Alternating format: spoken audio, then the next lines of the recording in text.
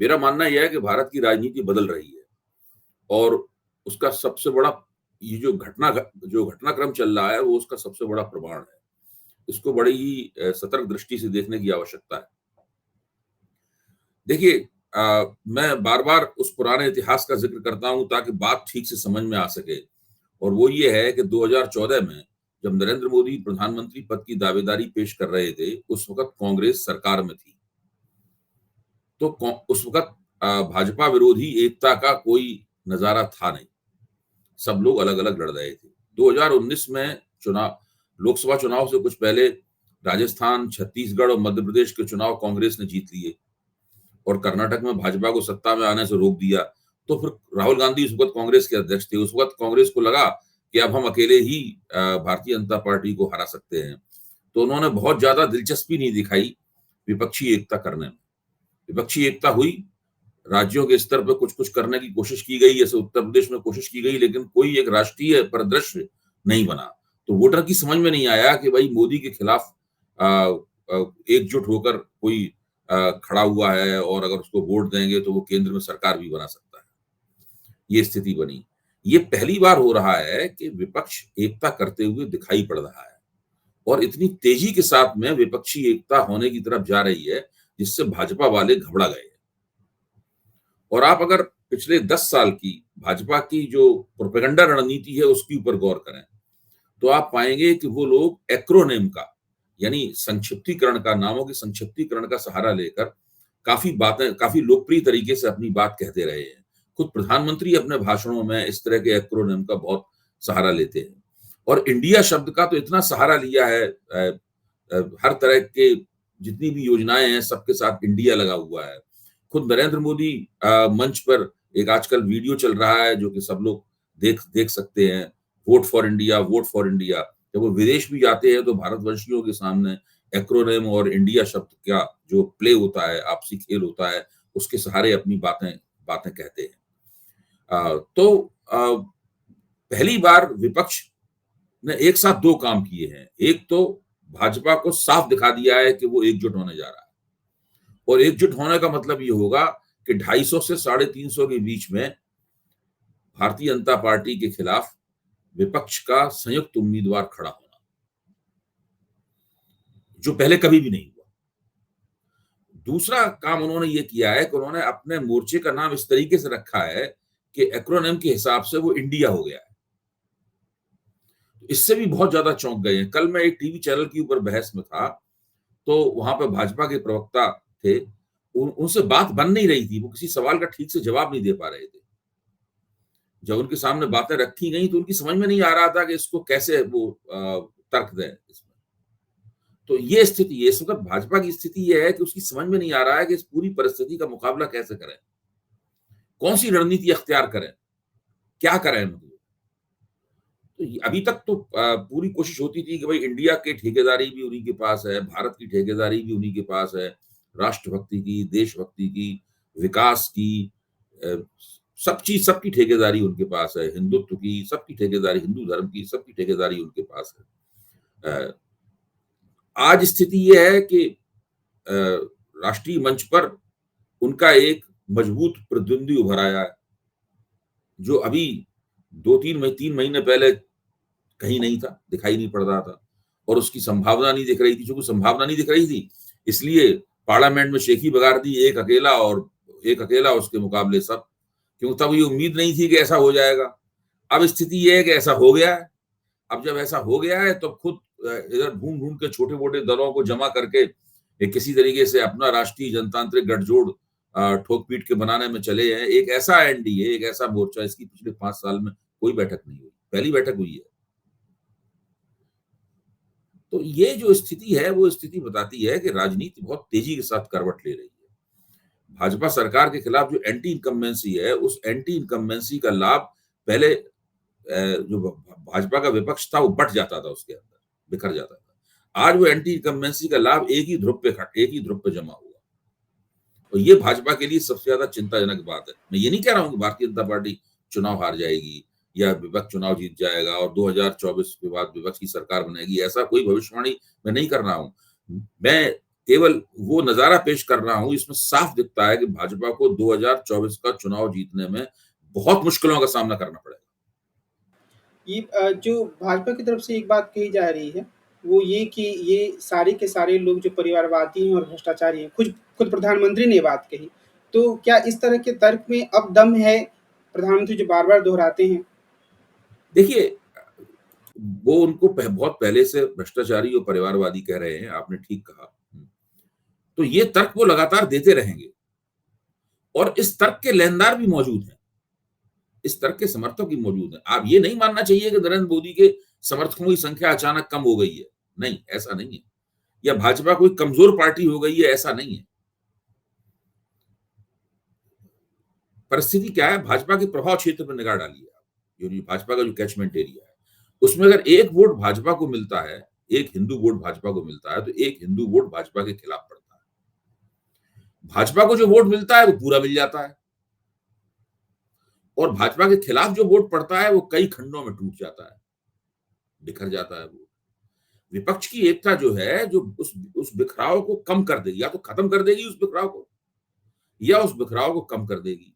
अगर ऐसा होगा तो भाजपा को उससे दिक्कत होगी। असली समस्या ये है, ये जो आपसी फिक्रेबाजी है उसके ऊपर ध्यान नहीं देना चाहिए। प्रश्न ये है कि लोकसभा का वोटर अपनी मतदान प्राथमिकताओं पर वोट देने से पहले विचार करेगा। अभी तक उसको दिखता नहीं था कि भाजपा के खिलाफ अगर वो वोट डालेगा तो केंद्र में किसकी सरकार बनेगी, ये उसको नहीं दिखता। पिछले 2 चुनावों में उसको नहीं दिखाई पड़ा ये। पहले चुनाव में ये था कि भाई भाजपा के खिलाफ वोट डालेगा तो कांग्रेस की सरकार दोबारा आ जाएगी। कांग्रेस की सरकार को दोबारा लाने के लिए तैयार नहीं था वो। तो अभी भी आप देखिए, जैसे कि आप मोटे तौर पे कहते हैं कि भाई भाजपा को 25 करोड़ वोट मिले और 23 करोड़ वोट एनडीए को, जो अभी नया मोर्चा बना है इंडिया, उसको मिले। तो कुल मिला के देखा जाए कि फर्क कितना रहा, 2 करोड़ वोटों का ही फर्क रहा। तो ये कोई बहुत बड़ा फर्क नहीं है। भाजपा का जो जितने वोटों में उसको पूर्ण बहुमत प्राप्त हो जाता है, पहली बार 31% वोटों में पूर्ण बहुमत प्राप्त हो गया और दूसरी बार उसको 38% वोटों में पूर्ण बहुमत प्राप्त हो गया। तो अभी तक तो वो 40% तक भी नहीं पहुंची है। इसका मतलब है कि भाजपा विरोधी वोट काफी मात्रा में मौजूद है। उस वोट को जितना एकताबद्ध किया जाएगा, भाजपा सत्ता से उतनी ही दूर होती चली जाएगी। ये चीज उनको साफ तौर पे दिख गई है। इसलिए उनकी हड़बड़ाहट, परेशानी, और फिर जिस तरह के प्रोपेगेंडा वो लोग करते थे, उसी तरह के प्रोपेगेंडा पे ये लोग भी उतर आए हैं। आप सोशल मीडिया पे भी देखें, पहले ये होता था कि विपक्ष का समर्थन करने वाले सोशल मीडिया के मंच जो होते थे, वो कुछ संयम बरतते थे, लेकिन भाजपा की तरफ से कोई संयम नहीं बरता जाता था। अब उन्होंने निर्णय ले लिया है कि हम भी अब कोई संयम नहीं बरतेंगे। टिट फॉर टैट होगा, जैसा हमसे जो हमें दिया जाएगा हम बदले में वैसा ही पलट के जवाब देंगे। एक जो महत्वपूर्ण बात भाजपा के समर्थकों या भाजपा के नेताओं के द्वारा कही जा रही है कि विपक्ष का तो कोई एक नेता है नहीं और वो लोग आपस में हो सकता है आगे सिर्फ टवल भी कर लें। तो क्या ये एक नेता होना या प्रधानमंत्री पद का एक उम्मीदवार होना एक महत्वपूर्ण बात है जो विपक्ष को हाँ, तय करना महत्वपूर्ण चाहिए? बात है। ये चीज भाजपा के पक्ष में जाती है, लेकिन ये उतनी ज्यादा विपक्ष के खिलाफ नहीं आती जितना भाजपा वाले प्रचार कर रहे हैं। भाई अगर आपके पास एक सुपरिभाषित नेता है, उसकी एक निश्चित लोकप्रियता भी है, उसकी आवाज लोग सुनते भी हैं, तो वो आपको उसका लाभ होता है, इसमें कोई शक नहीं। क्योंकि आपके समर्थक जो हैं वो आपके समर्थक जो है उनको कोई संदेह नहीं है किसी बात का, उनके मन में कोई भ्रम नहीं है। लेकिन यहाँ परिस्थिति दूसरी है। मेरा कहना है कि जितने वोट नरेंद्र मोदी को पिछली बार मिले थे, उतने वोट अगर दोबारा फिर मिल जाएं, तब भी चुनाव परिणाम वो नहीं आएगा जो पिछली बार आया था। क्योंकि पिछली बार उनके खिलाफ पड़ा वोट बिखर गया था। इस बार विपक्षी एकता के कारण उनके खिलाफ पड़ा वोट बिखरेगा नहीं, ये मैं कह रहा हूं। मैं ये नहीं कह रहा हूं भाजपा के वोट कम हो रहे हैं। आप मान लीजिए भाजपा को 37-38% वोट पिछली बार मिले थे, वो सब मिल जाते हैं दोबारा।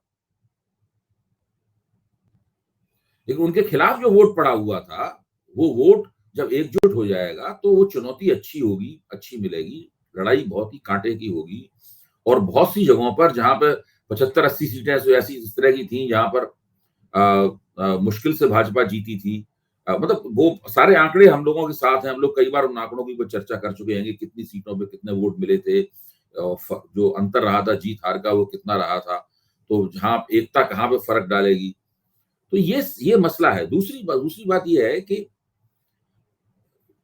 188 सीटें इस तरह की हैं जहां पर कांग्रेस बीजेपी के साथ सीधी टक्कर में है। पिछली बार इन 188 सीटों पर बीजेपी ने कांग्रेस का सफाया कर दिया था।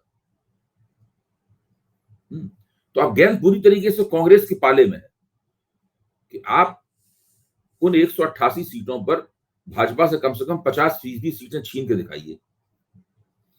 आप देखिए यहां तो सिर्फ इटौवल की कोई स्थिति नहीं, यहां तो कोई प्रधानमंत्री पद की कोई दावेदारी कर ही नहीं रहा है। कांग्रेस ने स्पष्ट कर दिया है कि उसकी प्राइम मिनिस्टर पद के ऊपर कोई दावेदारी नहीं है। बाकायदा कांग्रेस ने विपक्षी मीटिंग में ये कह दिया है कि उसकी प्रधानमंत्री बनने में कोई दावेदारी नहीं है। चुनाव लड़िए, देखते हैं किसके कितने आते हैं। नीतीश कुमार कह चुके हैं कि वो भी प्रधानमंत्री नहीं बनना चाहते। क्या आपने सुना किसी विपक्षी नेता ने कहा कि वो प्रधानमंत्री पद का उम्मीदवार है? एक बात आती है कि सीटों के बंटवारे को लेकर, जैसे दिल्ली हो या पंजाब हो या उत्तर प्रदेश हो या पश्चिम बंगाल भी हो, और उसमें फिर अंतर्विरोध भी दिखता है। सीपीएम कहता है कि वो पश्चिम बंगाल में समझौता नहीं करेगा टीएमसी के साथ, या फिर सीपीएम समझौता नहीं कर सकता कांग्रेस के साथ। तो ये क्या ऐसे अंतर्विरोध हैं जो कि इस पूरे गठबंधन के सामने एक बहुत मजबूत चुनौती बन के आएंगे? देखिए, सीटों का बंटवारा हमेशा ही हर गठजोड़ में मुश्किल तलब चीज होती है। इस तरह की मुश्किलें भारतीय जनता पार्टी को भी एनडीए में आएंगी। भाजपा उन मुश्किलों को ज्यादा आसानी के साथ में हल कर लेगी, क्योंकि वो एक ज्यादा बड़ी पार्टी है और उसके घटक दल के दूसरे सहयोगी जो हैं वो छोटे छोटे दल हैं। तो भाजपा किसी तरीके से वहां प्रबंधित कर लेगी, मैं समझता हूँ। यहाँ पर क्या चीज है जो इन लोगों को एकजुट कर रही है और वो अंतर्विरोधों को रहते हुए भी आखिरकार प्रबंधन की तरफ ले जाएगी? इसके ऊपर एक दक्षिणपंथी बुद्धिजीवी हैं आर जगन्नाथन, तो उन्होंने एक दिलचस्प कहानी सुनाई है। वो कहानी मैं आपको भी सुनाना चाहता हूँ। वो कहानी ये है कि एक शिकारी अपने कुत्ते के साथ में हिरण का पीछा कर रहा था। हिरण काफी तेज भाग रहा था, पीछे पीछे शिकारी, उनका कुत्ता भी भाग रहा था। जिम्मेदारी कुत्ते की थी हिरण को पकड़ने की, लेकिन हिरण तेज भाग कर निकल गया।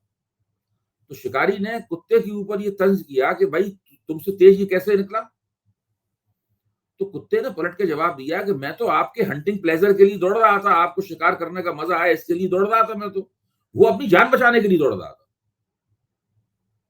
तो वो निकल गया आगे। तो यहां विपक्ष के लिए अस्तित्व बचाने का प्रश्न है। जो समस्याएं हैं, अंतर्विरोध हैं, जो विरोधाभास हैं, वही तो उनकी चुनौती है। एकता की इच्छा व्यक्त करना अलग बात है, एकता को कारगर रूप देकर जमीन पे उतारना एक दूसरी बात है। और इतने वरिष्ठ लोग हैं, इतने समझदार लोग हैं, सब जानते हैं कि अगर 2024 में नरेंद्र मोदी फिर से चुनाव जीत गए और इसी तरीके से पूर्ण बहुमत की सरकार बना के सत्ता में आ गए, तो उसके बाद तो वो परिसीमन कर देंगे और अपने प्रभाव क्षेत्र को और ज्यादा मजबूत कर लेंगे। तब तो बीजेपी को चुनाव हराना और भी मुश्किल हो जाएगा। 2026 में परिसीमन खुल जाएगा, वो संवैधानिक जो प्रतिबंध लगा हुआ है वो प्रतिबंध हट जाएगा उसके ऊपर से। तो 2024 में अगर उनको ये लोग नहीं रोक पाए तो इन्हें फिर सोचना भी छोड़ देना चाहिए कि ये 2029 में फिर रोक पाएंगे उनको। जी। इनके लिए अस्तित्व बचाने का सवाल है। एक आखिरी प्रश्न ये है कि बार-बार ये बात कही जाती है कि एक काउंटर नैरेटिव होना चाहिए, और आप भी कई बार कहते हैं कि धीरे-धीरे ही सही पर कुछ एंटी इनकम्बेंसी मोदी सरकार के खिलाफ बन रही है। तो क्या इस घड़ी में हम ये कह सकते हैं कि काउंटर नैरेटिव बनाने की दिशा में विपक्ष थोड़ा आगे बढ़ रहा है?